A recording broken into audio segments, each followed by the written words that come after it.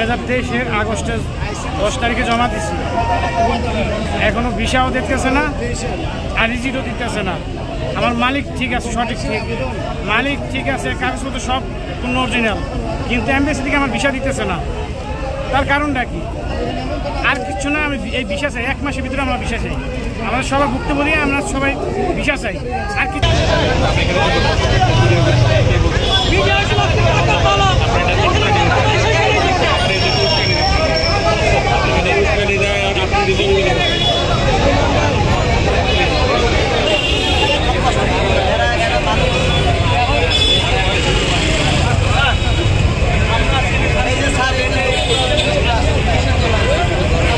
আমাদের ভিসা জটিলতা নিয়ে 2023-24 সালের অ্যাপয়েন্টমেন্ট ভুক্তভোগী, ভিসা ভুক্তভোগী, ফ্যামিলি ভিসা ভুক্তভোগী সবাই আমরা 2টা বছর আমরা এখানে নাজেহাল অবস্থা জীবনযাপন করতেছি।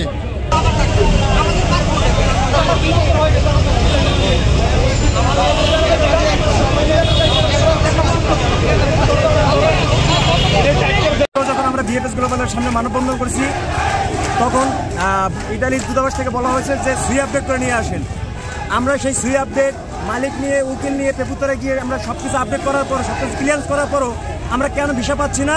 2025 সালের লোক কিভাবে ভিসা পেয়ে তারা অলরেডি ইতালিতে অবস্থান করতেছে। ময়রা পয়সা হইলে একেবারে লাশ হয়ে যাইতাম। আমার ডেড বডিটা আছে, কিন্তু ভিতরে কিছু নাই। আমার জীবনের যা কিছু আছে উপার্জন এইখানেই ইনভেস্ট করা, কিন্তু আমার এখন কিছুই নাই। এখন আমি মরে গেলে সবচেয়ে বেটার।